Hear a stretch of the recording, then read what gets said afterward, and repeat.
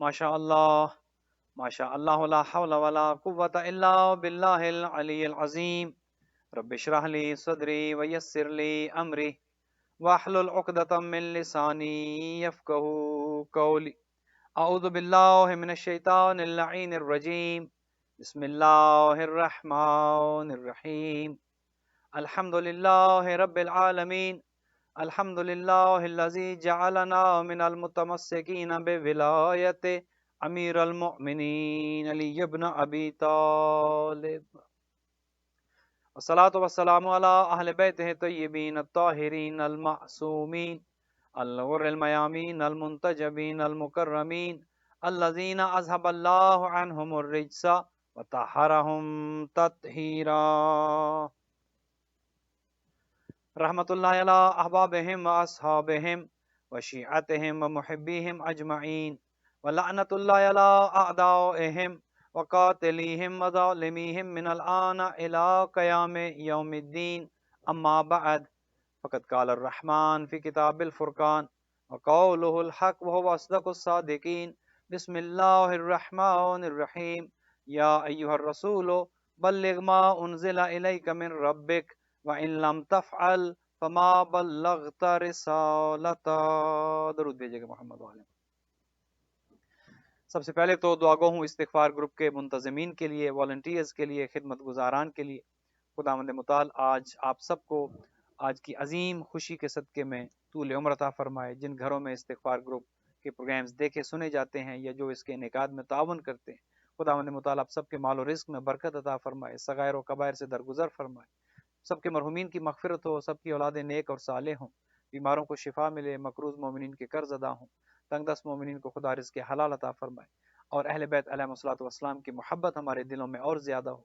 दुनिया का कोना कोना अहले बैत के चाहने वालों से भर जाए, गमे सैयद शुहदा हो, मोहब्बत अली हो और दुनिया अमन का गहवारा बन जाए। अपनी इन तमाम दुआओं की कबूलियत के लिए बुलंदतर सलावत।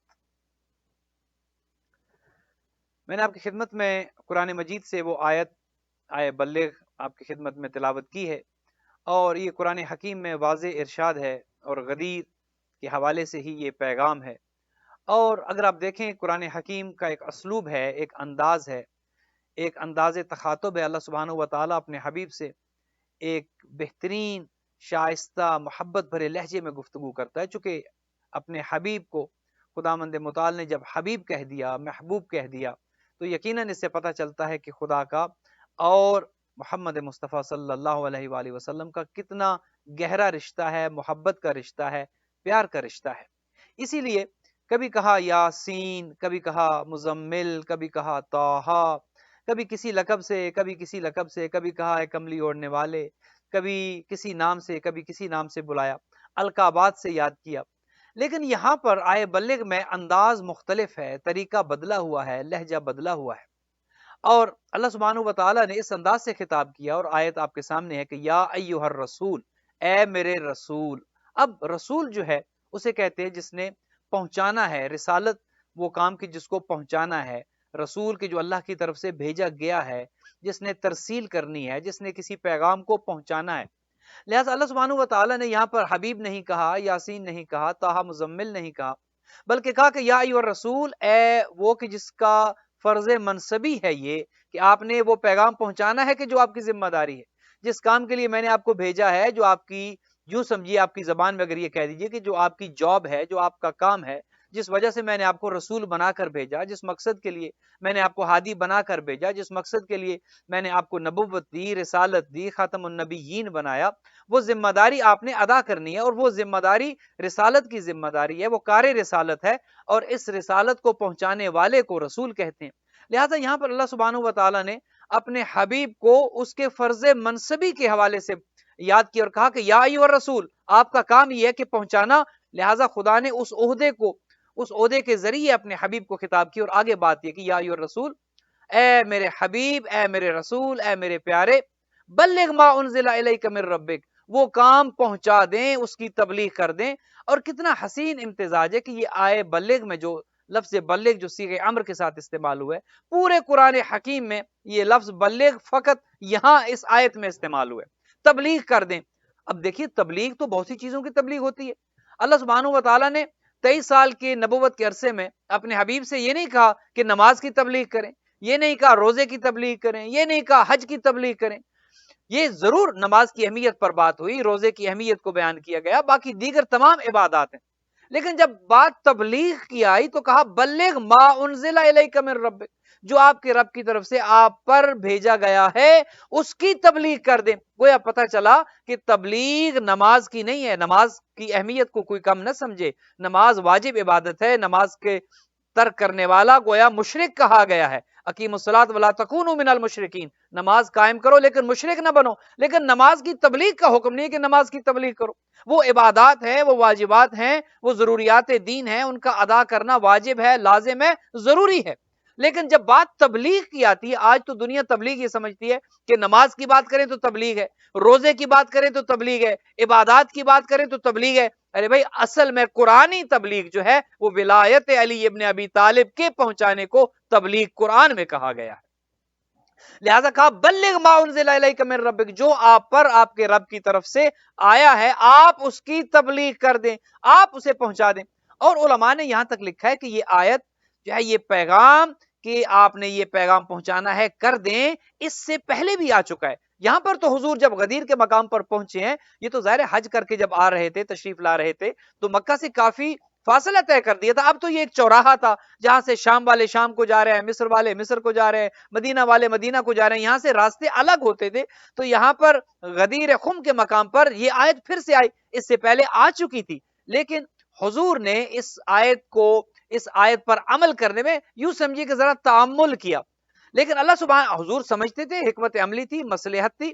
اور آپ جانتے ہیں کہ مصلحت کیا ہو سکتی ہے. حضور یقیناً جانتے تھے کہ ولایت علی کا اعلان جب کیا جائے گا، آج بھی آپ سمجھتے ہیں کہ جب ولایت علی کا ذکر کیا جائے، فضائل علی بیان کیے جائیں، ولایت علی بیان کی جائے، تو اچھے اچھے مسلمان انہیں تکلیف ہو جاتی ہے.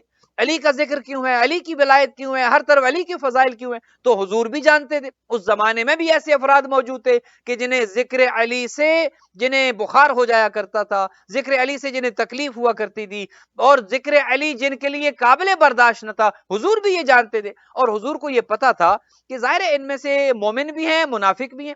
حج کرنے والے جو حضور کے ساتھ حج کر رہے تھے، جو 1.25 صحابہ کرام کا مجمع تھا، آپ کیا سمجھتے ہیں وہ سب مومن تھے، سب مومنین تھے، سب اسلام پر عمل کرنے والے تھے، سب حضور پر جانیں نشاور کرنے والے تھے؟ ایسا نہیں تھا. اگر ایسا ہوتا تو اللہ سبحانہ و تعالیٰ کو سورہ مومنون نازل کرنے کی ضرورت نہیں تھی. حضور جانتے تھے کہ کون کہاں کھڑا ہے، کون کتنے پانی میں ہے، کس کا مقام کیا ہے. منافق بھی تھے، مومن بھی تھے. حضور جانتے تھے کہ جب ولایت علی کا اعلان ہوگا، جب میں فضائل علی بیان کروں گا، اور یہ مختلف علماء نے مختلف اس کا دورانیہ لکھا ہے کہ جو خطبہ بیان کیا گیا جس میں ولایت علی بیان کی گئی، جس میں علی کی مولائیت کا ذکر کیا گیا، کسی نے کہا 5 گھنٹے کا خطبہ تھا، کسی نے کہا 7 گھنٹے کا خطبہ تھا، تو ایک طویل دورانیہ کا خطبہ تھا. اور حضور یہ جانتے تھے کہ جب یہ فضائل علی بیان ہوں گے تو اچھے اچھے جو ہے ان میں کہ جو ظاہراً ایمان کا ایک روپ دھارے ہوئے ہیں، ایمان کا لبادہ اوڑے ہوئے، اندر سے ان کے اندر منافقت ہے، نفاق ہے، ان سے برداشت نہیں ہوگی. تو اس وجہ سے حضور اس کو کسی وجہ سے اس میں تعامل کر رہے تھے. لہٰذا یہ آیت مکہ میں بھی آئی اور اس کے بعد بھی یہ آیت وہاں پر آئی. اور جب حضور مقام غدیر پر پہنچے، اب وہاں سے لوگوں کے راستے جدا ہو جانے تھے. شام والے شام کی طرف جا رہے ہیں، دیگر ممالک والے اپنے اپنے ممالک کی طرف جا رہے ہیں. اب لہجہ بدلا. اب جبرائیل جب دوبارہ آئے تو یہ پیغام لے کر آئے کہ یا ایھا الرسول، اے میرے رسول، بلغ ما انزل الیک من ربک، وہ تبلیغ کر دیں جو میں نے آپ سے کہا ہے، وہ پیغام پہنچا دیں. چونکہ یہ پیغام اب اس کے بعد اس میں تعامل نہیں کیا جا سکتا، اس میں تاخیر نہیں کی جا سکتی، چونکہ خدا کا ایک منصوبہ تھا، خدا کا ایک پلان تھا، خدا نے ایک کام کو کرنا تھا. اور خدا نے اپنے اس کام کو جو پورا ایک نظام بنایا تھا، حضرت آدم سے سلسلہ چلا، حضرت خاتم النبیین تک آیا، اس کے بعد امامت کا سلسلہ چلا. یہ نظام کائنات خدا نے چلانا تھا، خدا کے علم میں تھا کیا ہونا ہے اور اس کے بعد کیا ہونا ہے اور کس طریقے سے میں نے سلسلے کو چلانا ہے. لہٰذا یہ اعلان بہت ضروری تھا. جب وہاں پر پہنچے خم غدیر کے مقام پر تو لہجہ بدلا. یا ایھا الرسول، اے میرے رسول، بلغ، اب پہنچا دیں اس بات کو، ما انزل الیک من ربک، جو آپ پر آپ کے اللہ کی طرف سے نازل کیا گیا. وَإِن لَمْ تَفْعَلْ، یہاں پر آپ غور فرمائیے گا، وَإِن لَمْ تَفْعَلْ، اگر آپ نے یہ کام نہ کیا. اب یہاں پر آپ دیکھتے ہیں کہ یہ کام کتنا ضروری ہے. وہ اپنے حبیب سے جو کہتا ہے کہ عبادت کم کیا کریں، راتوں کو کم کھڑا ہوا کریں، آپ کو زحمت ہوتی ہے، اپنی نمازیں کم کر دیں، اپنی عبادتیں کم کر دیں، جو اپنی عبادتوں نبی کی عبادتوں کو کم کروا رہا ہے۔ یہاں پر لہجہ عجیب ہے، یہاں پر کہتا ہے وَإِن لَمْ تَفْعَلْ، اے میرے حبیب اگر آپ نے یہ کام نہ کیا جو بار بار آپ کو حکم ہو رہا ہے کہ یہ کام کر دیں، اس سے پہلے بھی آپ پر یہ آیت ہے یہ کام کر دیں، اور یہاں تک آپ پہنچے ہیں، اب یہاں سے لوگ الگ ہو رہے ہیں، اب یہاں سے لوگ جدا ہو رہے ہیں، اب اگر آپ نے یہ کام نہ کر دیا، گویا اب یہاں پر لاسٹ چانس تھا۔ وَإِن لَمْ تَفْعَلْ فَمَا بَلَّغْتَ رِسَالَتَهُ، آپ نے اگر یہ کام اب نہ کیا تو آپ نے رسالت کا کوئی کام نہیں کیا، آپ نے رسالت بالکل بھی نہیں پہنچائی۔ اب میں آپ سے سوال کرتا ہوں، اللہ کے حبیب کی جو رسالت کا عرصہ ہے وہ یہاں پر پہنچتے ہوئے 23 سال کا عرصہ ہے، 13 سال تو مکے میں، اور مکے کی زندگی جو ہے آپ کو پتہ ہے، طائف کے پتھر جو ہے حضور نے کھائے، زخمی ہوئے، لہو لہان ہوئے، حضور پر کوڑا پھینکا گیا، کون سی اذیت تھی جو آقا کریم کو نہ دی گئی؟ خود فرماتے ہیں کہ ما اوذی النبی کما اوذی، تو کسی نبی کو اتنی اذیت نہیں دی گئی جتنی مجھے دی گئی۔ 13 سال مکے کا دور، اور پھر مدینہ میں آنے کے بعد کتنی جنگیں، اور ان جنگوں میں کیا کچھ ہوا، کس طریقے سے حضور نے خدمات سر انجام دی۔ یہاں پر خدا عجیب پیغام ہے، وَإِن لَمْ تَفْعَلْ، آپ نے اگر یہ کام نہ کیا، اس کا مطلب ہے فما بلغت رسالتہ، آپ نے رسالت کا کوئی کام نہیں کیا۔ یہاں سے پتہ چلتا ہے کہ یہ کام انتہائی اہم تھا، انتہائی مہم تھا، یہ کام ایسا تھا کہ جس پر پوری رسالت کا دار و مدار تھا۔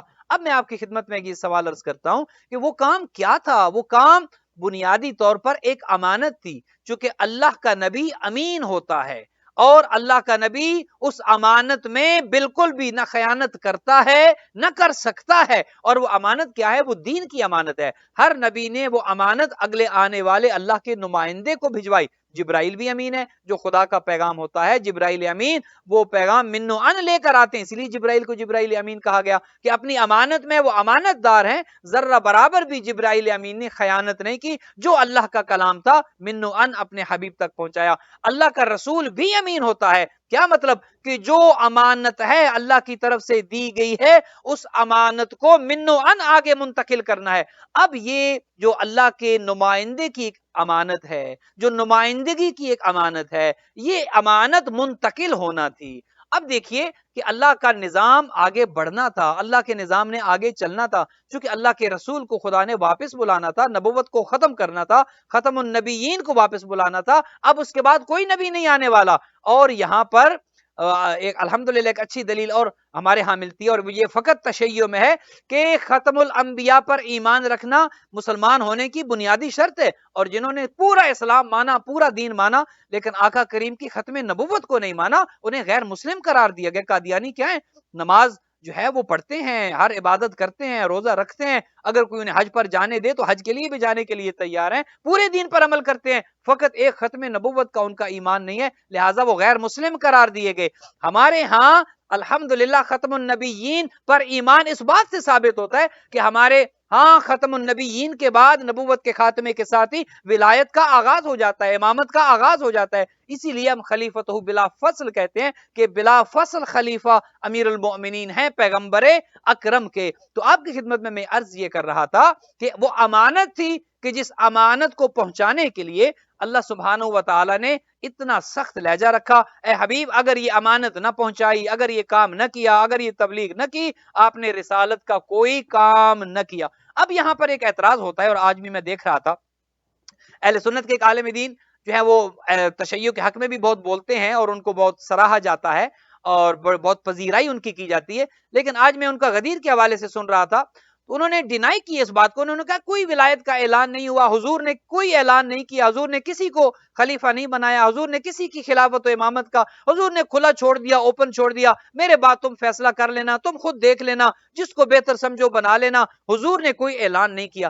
اب میں آپ کی خدمت میں یہ عرض کروں کہ ایک عام انسان، آپ قرآن حکیم کو چھوڑ دیں، آپ حدیث کو چھوڑ دیں، آپ فقط اگر عقل کا استعمال کریں کہ ایک عام انسان، ایک چھوٹے سے کسی دفتر کا مینیجر، ایک چھوٹے سی کسی کمپنی کا سی ای او جب جاتا ہے تو کیا بغیر چارج دیے چلا جاتا ہے؟ کیا بغیر کسی کو ذمہ دار بنائے چلا جاتا ہے؟ کیا بغیر کوئی ایک انسان منتخب کیے اور اس کو وہ ذمہ داری دیے بغیر چلا جاتا ہے؟ ایسا نہیں ہوتا. آپ کے سامنے کی باتیں. چھوٹے سے آفس کا اگر ایک مینیجر ہو، وہ بھی اگر ویکیشن پر چلا جائے یا اگر کہیں چلا جائے، اگر ریٹائر ہو رہا ہو، اگر ریزائن کر رہا ہو، تو اس بات کو یقینی بنایا جاتا ہے کہ اس کے بعد ایک شخص آ جائے اور اس امانت کا امین بن جائے، اس ذمہ داری کو وہ اپنے ذمے لے لے، جس ذمہ داری کو وہ جانے والے جو ہے وہ ادا کر رہے تھے. اب حضور تو امین ہے، اور امین بھی کیسے امین ہے کہ کفار و مشرکین آپ کو صادق اور امین کہتے تھے. اعلان نبوت سے پہلے آپ کی صداقت، آپ کی امانت کا عالم یہ تھا کہ آپ کو اعلان نبوت سے پہلے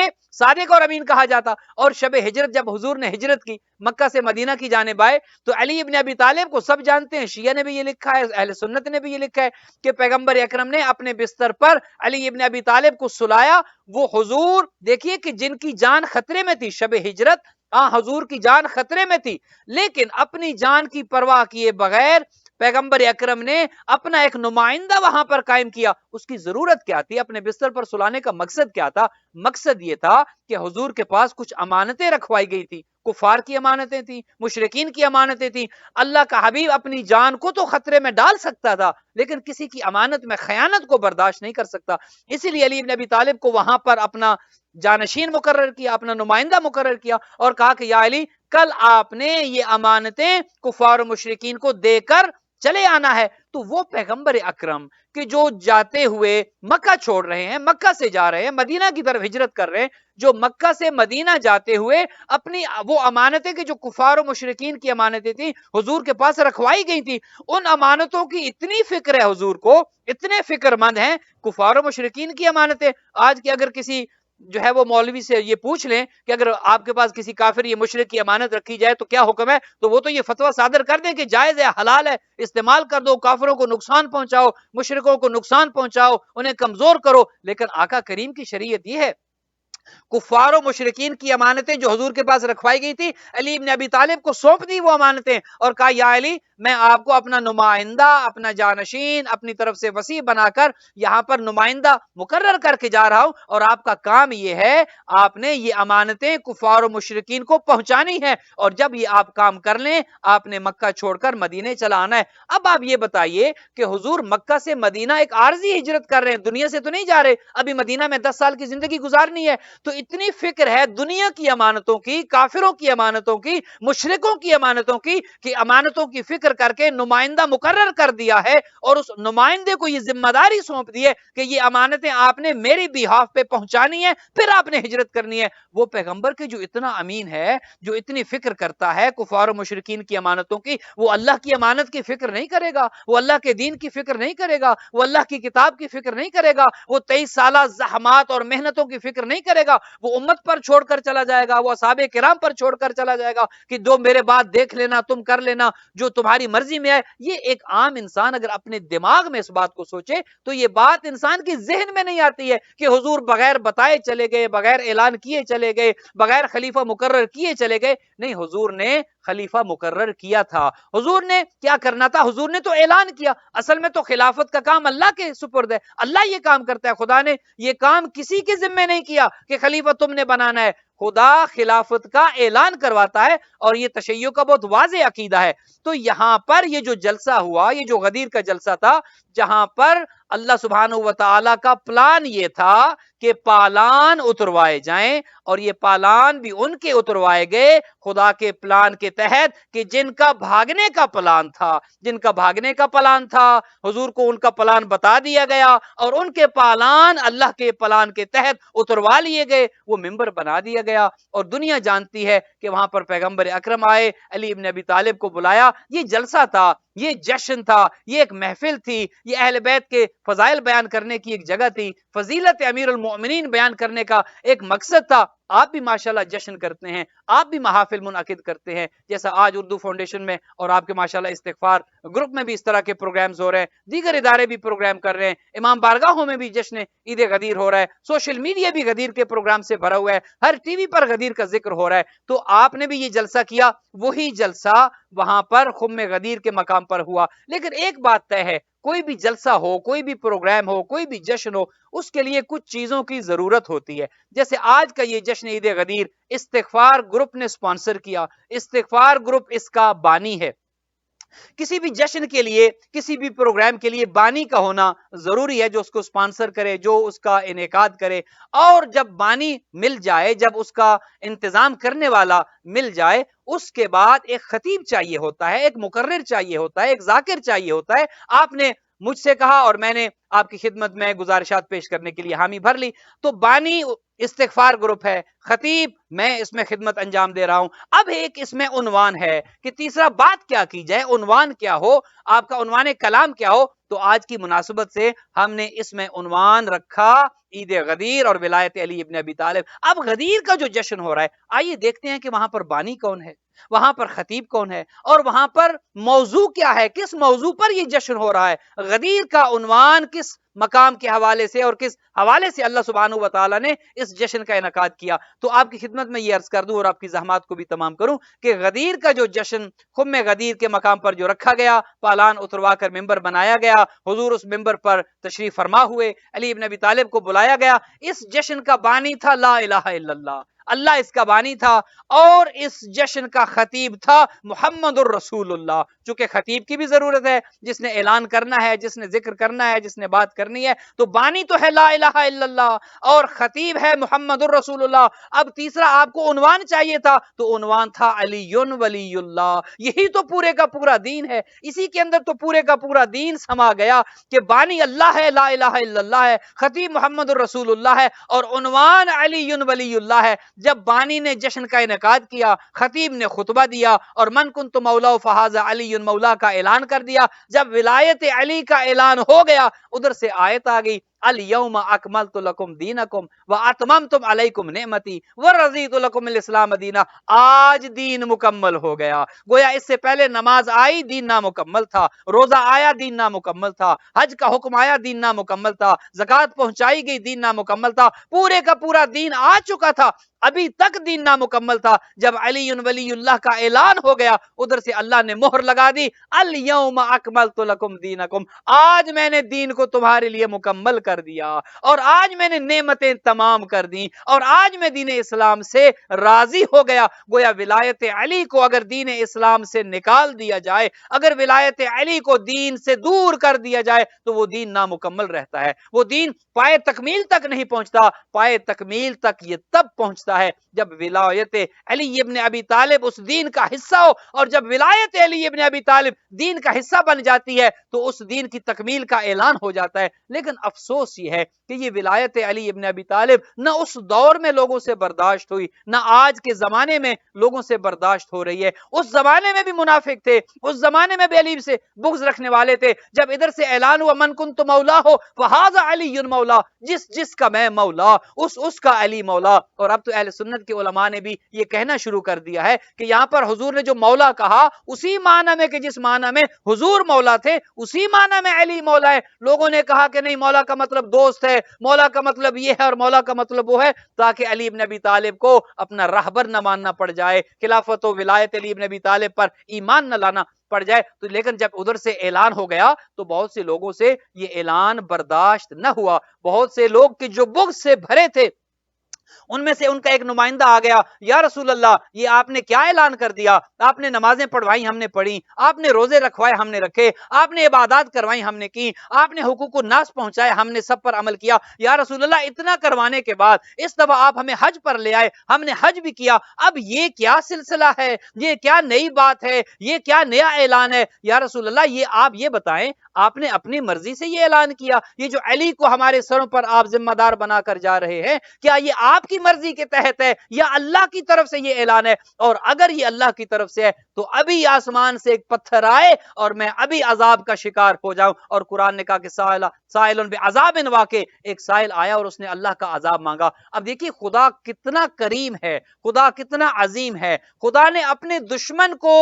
برداشت کیا ہے. فرعون نے خدائی کا دعویٰ کیا، خدا نے عذاب نہیں دیا. شداد، نمرود اور اس کے علاوہ جتنے بھی آئے، قارون وغیرہ سب اللہ کے دشمن تھے، خدا نے ہر ایک کو برداشت کیا، خدا نے کسی پر فوراً عذاب کو نازل نہیں کیا، لیکن اللہ کے حبیب کے بھی بہت دشمن تھے، کتنے منافق تھے، پیغمبر کے دشمن تھے، خدا نے انہیں بھی فوراً عذاب کا شکار نہیں کیا، لیکن علی بن ابی طالب کا ایک بغض رکھنے والا جب میدان میں آتا ہے اور عذاب مانگتا ہے، خدا نے اپنے نہ ماننے والے کو، مشرک کو، بلکہ خدائی کا دعویٰ کرنے والے کو تو خدا نے معاف کر دیا، خدا نے رسول کے دشمنوں کو تو گویا ان پر فوراً عذاب نازل نہیں کیا، وقتی طور پر ان سے عذاب کو دور کر دیا، اس کے بعد کی جو سزائیں ہیں وہ تو ہوں گی، جہنم میں جو آگ میں جلنا ہے وہ تو ہوگا۔ اور علی بن ابی طالب کا دشمن جب آیا، یا رسول اللہ یہ کس کی مرضی سے اعلان ہوا، اپنی مرضی سے کیا یا اللہ کی مرضی سے کیا؟ اگر اللہ کی مرضی سے ابھی عذاب آئے، ادھر اس سائل نے عذاب مانگا، ادھر اللہ نے فوراً عذاب دیا، علی کے دشمن کے لیے ذرہ برابر روح رعایت نہیں ہے،